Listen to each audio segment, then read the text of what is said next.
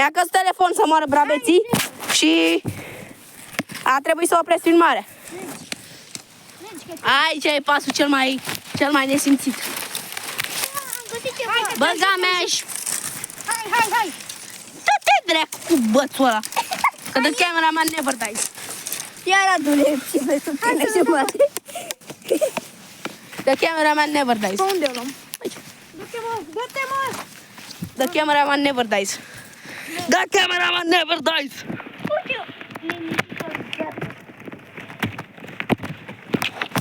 Bagă ăsta în cât vrei. Eu am trecut fără nimica.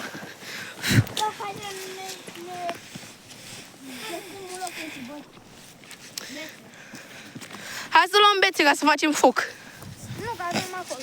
Păi nu mai sunt acolo. Bă, mai venim după aia mai încolo. Și mașina jos, la pământ. Jos. La pământ. Păi ne vede. A, e Mișu ăla. Nu e Mișu? Ba da. Ba nu! Cred că e el. Nu e. Jos, la pământ. Ai, mă, dă-te să vă Cu știi cine. îmi bag până la voi, dacă te duce. Hai bă. Vorba lui.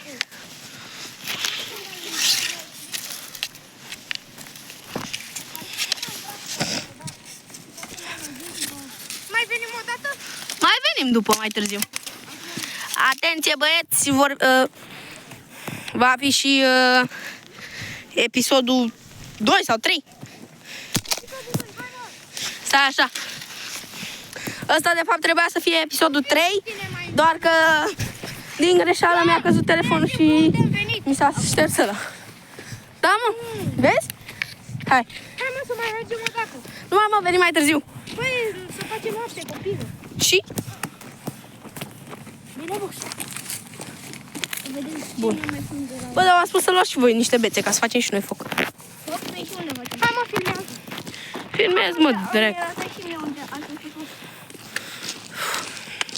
Undeva pe acolo trebuie să ajungem noi.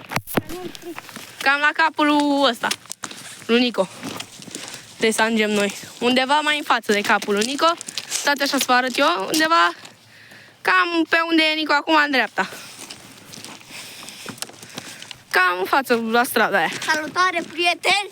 Ia uite, mi-am găsit băst. Ți-ai găsit băst?